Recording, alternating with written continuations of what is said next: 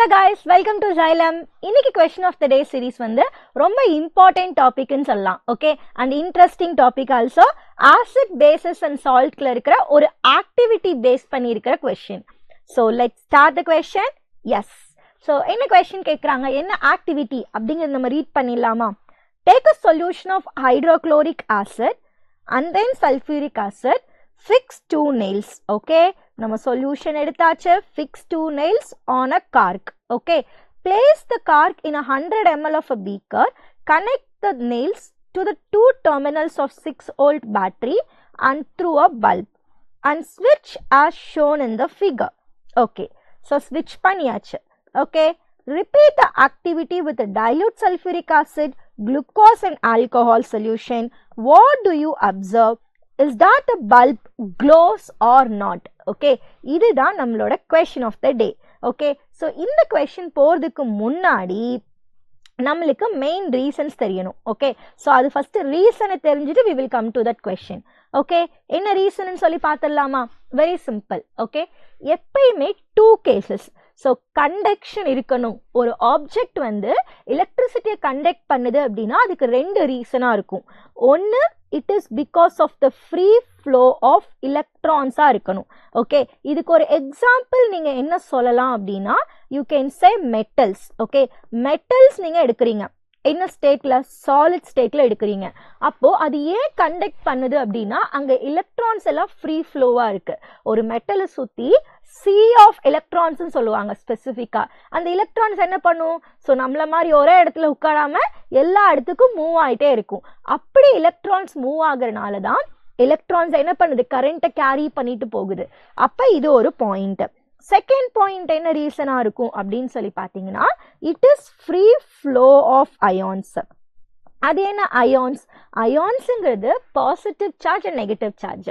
So இது ரெண்டும் தான் சார்ஜ் கேரியர்ஸ் அப்படின்னு சொல்லுவாங்க. One of the important point even in the higher classes. Okay, யாரெல்லாம் charge careers?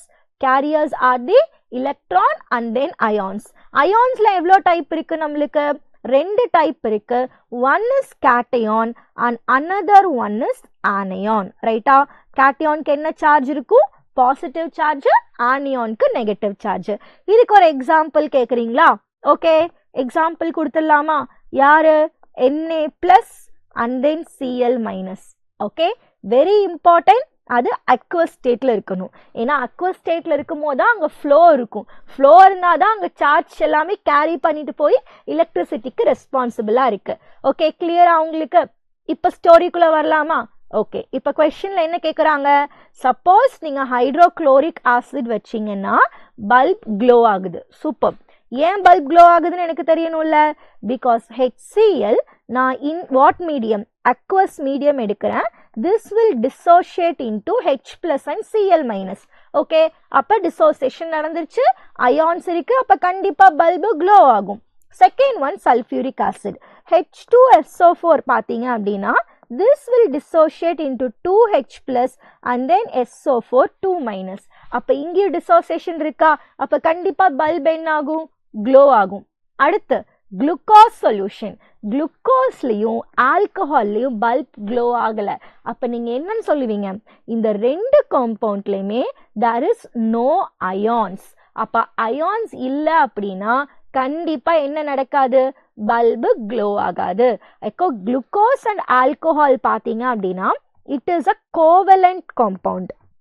Okay, so covalent காம்பவுண்ட்ல என்ன நடக்கல? அங்க டிசோசியேஷன் நடக்கல. There is no dissociation. அதனால தான் இந்த ரெண்டு கேஸ்லயுமே பல்பு க்ளோ ஆகல. Okay, very simple one. So answering என்ன கொடுத்துருக்காங்க? Acid ionise. அந்த டிசோசியேஷன் தான் அயனைஸ். ஏன்னா நம்மளுக்கு அயான்ஸ் ஃபார்ம் ஆகுது, ரைட்? அயான்ஸ் ஃபார்ம் ஆகுறதுனால we can say ionize. Okay, they'll produce ion, they'll conduct electricity. But glucose alcohol it is not like that. Okay, hope it's clear guys. இவ்வளவுதான், இதான் concept.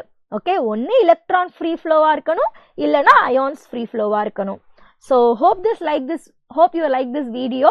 So உங்களுக்கு வேற ஏதாவது doubts இருந்ததுனாலும் sure you can and give in comment box. Okay, so suppose உங்களுக்கு இந்த concept டவுட்னால கண்டிப்பா நீங்க comment பாக்ஸ்ல டைப் பண்ணி அனுப்புங்க. Okay, and this is a question for you guys. இதோட ஆன்சரும் சேர்ந்து கமெண்ட் பாக்ஸில் கமெண்ட் பண்ணணும். ஓகே, நம்ம நெக்ஸ்ட் கொஸ்டின் ஆஃப் த டேல மீட் பண்ணலாம். தேங்க்யூ.